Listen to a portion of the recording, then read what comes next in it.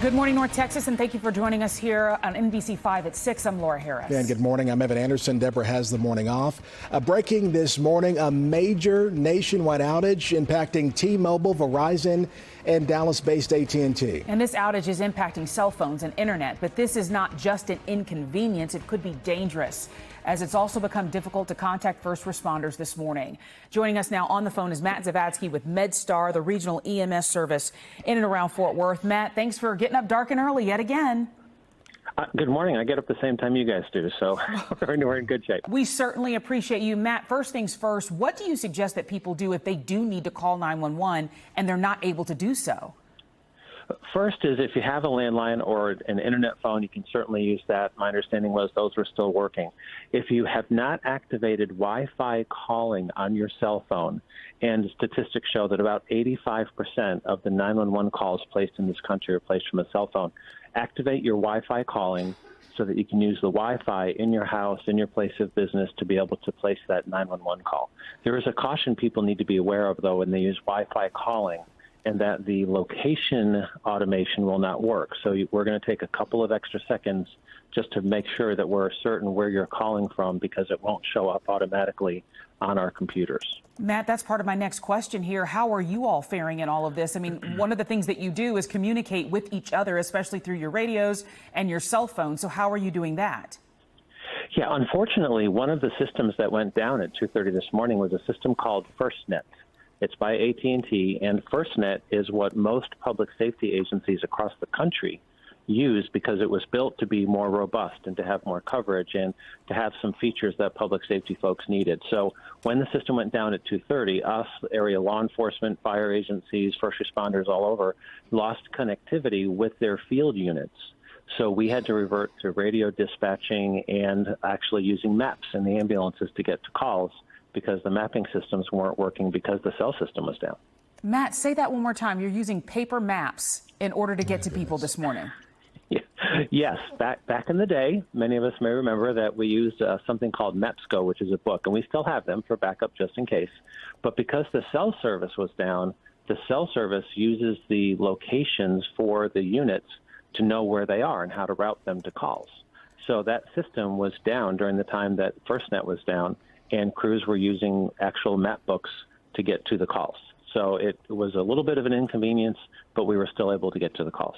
Absolutely. Well, Matt Zavadsky with MedStar, we just really appreciate you taking some time with us this morning. Some really good information for people to know, especially in case of an emergency. 333. Well, big story that's going on this morning. We have spotty cell service at best. We're still trying to investigate what the cause of this is, but it's affecting a lot of systems. Matt Zavadsky is with MedStar. He's here to talk about how they're handling the outage. Matt, thanks for your time this morning. You're welcome, and I'm stretching the string between our two cans especially. Crystal clear. We're one step away from becoming hunter-gatherers again this morning. What are you guys doing at MedStar? How's it affected you? Yeah, how it affected us is we're on a system called FirstNet. FirstNet is a AT&T system that's specifically for public safety agencies. That system went down at about 2:30 this morning. That meant that we and virtually most other public safety agencies, not only in North Texas, but it sounds like nationally, lost electronic connectivity with our field units. So FirstNet, I'm so sorry to interrupt you, but you're saying FirstNet went down. Did you know if that was nationwide or just a local outage? Well, at the time, we just thought it was a local outage. But as the morning has gone on, we've heard that it's more of a regional, if not national issue. And this is the nationwide service that is only for law enforcement, correct? Public safety. Public safety, for sure. Yeah. Public safety. Yeah. And I thought that was built in a way that this sort of thing couldn't happen, no? You would think. There were multiple carriers, multiple issues, so until we find out what really happened, we just had to revert to the old-fashioned radio dispatching and map books to get to calls, which, for short term, it's kind of fun. Long term would be no fun. So the guy in the helicopter is saying, does that look like the right place to you? No. There's a guy waving the flashlight up at us. Maybe that's it. Yeah, but most of our employees, as cops and firefighters as well, our personal phones are also on FirstNet, because FirstNet extends that capability to first responders themselves. So even my phone, my wife's phone, all on FirstNet, no cell coverage. Oh, it's really a problem. That really and truly is. So you've had to resort to what, using just old school maps and maps goes and units and stuff? Boy, maps goes. There's just such a soft spot in my heart for maps goes. Same. Yes. Numbers. You're in the crew lounge and somebody says, "Hey, have you been to that new restaurant at 46R?" Well, let me ask you now, this morning, given all this, have you had calls? We have, because SOS, when you see that on your phone, still technically is going through. Fortunately, some folks had activated their Wi-Fi calling, and then we've used this opportunity really, and you guys have done great with this, is educating people to activate the Wi-Fi calling on their cell phones. 85% of 911 calls across the country come in from a cell phone, and because people don't have landlines anymore. Yeah. So having Wi-Fi calling enabled allows you to do that from your home, from your place of employment. Not going to help you in the car for obvious reasons, but if you have Wi-Fi at your office, at your house, you're still going to be able to call 911. You're still going to be able to call your friend. Yeah. So Matt, this isn't a surprise to first responders really anywhere. You guys train for this all the time, I'm sure, because this is not the first and it's not the last time this sort of thing is going to happen, right? Yeah, and we do actually what we call CAD down drills, which is computer-aided dispatch down. So we do those drills periodically, usually without warning, because we've had construction folks that have cut an internet line, or we've had other things, and we do it on a pretty regular basis. And we make sure people have pens and paper, and we still have MAPSCOs in the ambulances for exactly this reason. Well, Matt, it's a problem. I hope it doesn't become a bigger problem if the problem continues all day long. It could be. It could, and again, for those listeners, make sure that if you haven't done it, activate your Wi-Fi calling feature. At least you'll have some connectivity. And if you see SOS on your phone, that means that you can typically still make a 911 call, but it's not reliable. When I drove into work this morning at 3:30, I had no cell coverage at all, not even SOS, for my entire 30-minute drive in here. So it was a little bit nerve-wracking. Strangely enough, I have SOL on my phone. I'm not sure what that means, but Ernie's having a rough day. Yeah, that's the reverse for loser. Yeah, well, that must be what it is. Yeah, there it is. Matt Zavedki, MedStar. Thanks for coming on, Matt. Thanks, Matt. Thanks. Be careful. All right. Yeah.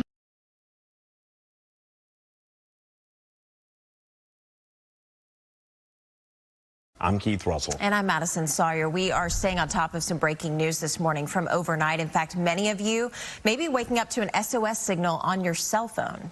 Yeah, with SOS service being operational, you should still be able to make emergency calls.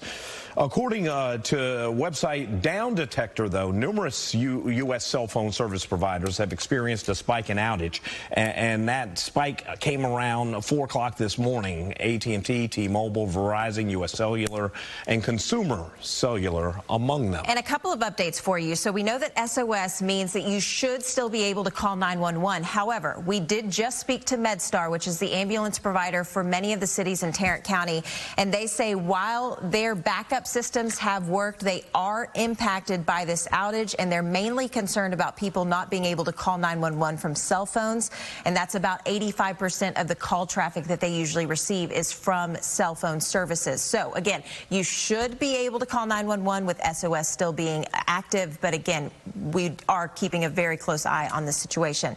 Meantime, we're tracking some Regardless the cause, whatever happened, it did cause a lot of problems for a lot of people, including police departments and fire departments. I woke up this morning, turned on my phone, and no internet. Even on the sidewalks outside AT&T's downtown Dallas offices Thursday morning, California tourist Ed Mailhot couldn't get his AT&T cell phone to work. I was kind of surprised, and knowing that I'm right across the street from AT&T, I was even more surprised.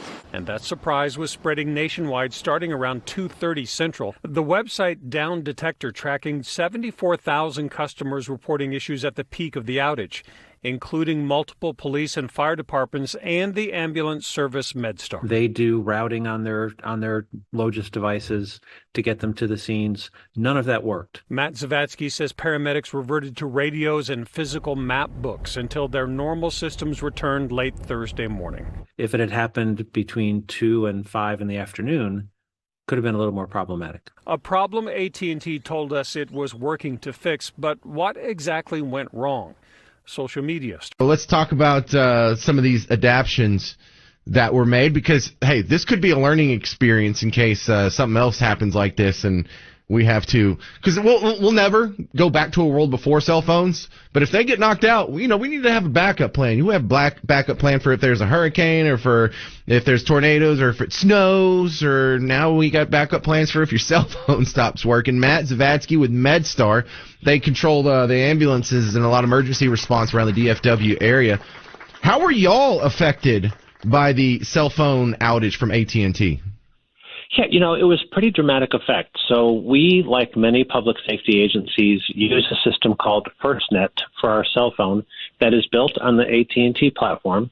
And about 2:30 a.m. this morning, the connectivity was lost between our communication center, our 911 center, and the field units.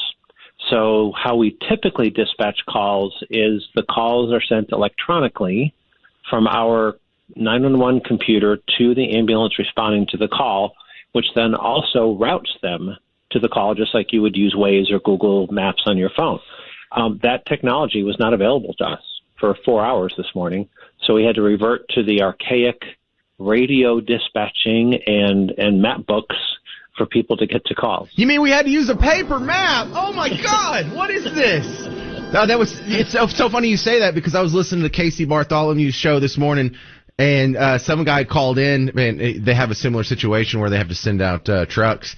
And the younger guys were like, whoa, if we can't look it up on our phone, I guess we're off today. And he's like, let me introduce you to a Mapsco. Have y'all trained the younger folks on how to use these paper things called maps? We have. In fact, a lot of folks we still do it during our new employee orientation because of backup, and we do these backup drills all the time. But here's the bigger challenge. The last time that Mapsco printed a Mapsco book was 2019. Oh, wow. So imagine how much our community has grown since then, and there are entire subdivisions that aren't in those maps. Right? Mapsco, you can't go away. We need you. Right, exactly. Is Mapsco even a thing anymore, or were y'all digging out of the archives to get those? No, we have them. We keep them for just such an emergency. But, and it's funny because we've used Mapsco in most agencies have for a long time, and our crews are so well adept at the grid process. It's a phenomenal process. But you can listen in the crew lounge any given point in time. You'll hear somebody say, hey, have you been to that New Mexican restaurant over at 56 Kilo? Nice. That's how they refer to the entire area. Yeah, they must do it a lot. Yeah, I had one job where it was so long ago that we had to rely on a Mapsco. And that was hilarious because there was one guy holding the map being the navigator and the other guy was driving. You couldn't do both, or it's difficult to do both, I should say. So we've seen something like this before. There was some hospitals had they were locked out of their technology last year because of a ransomware attack. Could this be a ransomware attack, or does it have some of the similar hallmarks that we saw last year, Matt? I think it really, we don't know yet. I mean, we're hoping that AT&T will come out with letting us know what happened. So obviously from a prevention perspective. But I think irrespective, your point, even before I got on the call, that we need these backup plans really is a thing. And, I'm a ham radio operator, right? So we always say that, when the balloon goes up and all communication skills or technology is gone, ham radio operators will still be able to communicate by rubbing two pieces of bamboo together and sending a radio wave.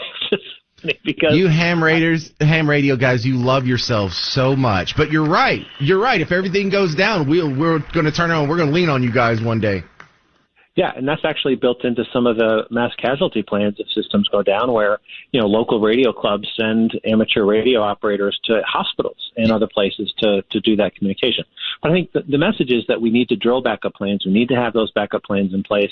Something as simple as some of the newer cell phones now. In fact, the cell phones that I have dual SIM cards, meaning you can have one SIM card that's on AT&T, one that's on Verizon. Our headquarters building has two internet feeds, one from Verizon, one from AT&T, so that if one of them gets cut, the other one will work. And we need those kind of backups. All right, Matt Zavatsky with MedStar, thank you for the updates on how you guys were dealing with the outage. And good to know you guys still have those paper map things. That's amazing. Thanks. Have a great day.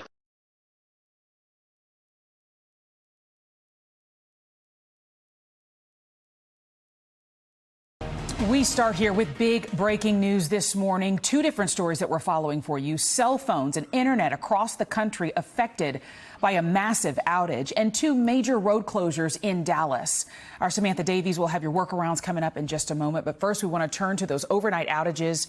We say good morning to you. I'm Laura Harris. Good morning. I'm Evan Anderson. The outages started overnight around 2:30 this morning. Our Larry Collins joins us in the studio here this morning with what we're seeing right now and how it's affecting us, impacting us here in North Texas. Larry. Yeah, good morning. This ongoing large-scale outage continues to develop this morning, affecting cell phone and internet providers, including Dallas-based AT&T, Verizon, T-Mobile, even some Tesla vehicles. MedStar, the ambulance service for Fort Worth, tells us they are affected, having to use paper maps to get to people. It's because their mapping systems were also affected.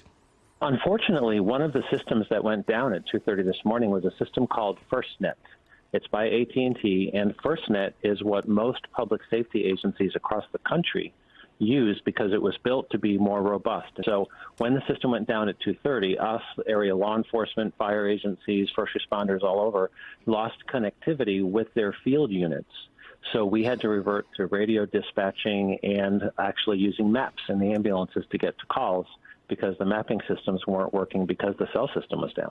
Yeah, Grand Prairie's 911 Communications Center posted this on the former Twitter. They told residents who are trying to get 911 to try connecting to your Wi-Fi and enabling Wi-Fi calling. Now, this is a workaround for emergency calls, but first responders tell us the problem with Wi-Fi calls is that it doesn't always give them a location of the call. Now, we have reached out to other local agencies to see if they are having any effects as well. That's our local police and fire departments. Now, most of this information is coming from this website called Down Detector. It's a live look right now at the website and where those outages stand as of this moment right now. This is a list of the companies that they say are having an impact by those outages. Of course, this is information coming into the newsroom very fast. We do know that some individual phones have come back online. Even a phone that was down in our newsroom did get an Amber Alert out of the Houston area, and that was able to get through. Of course, we're going to stay on top of all of this as it develops throughout the morning. Back to you. Okay, thank you, Larry.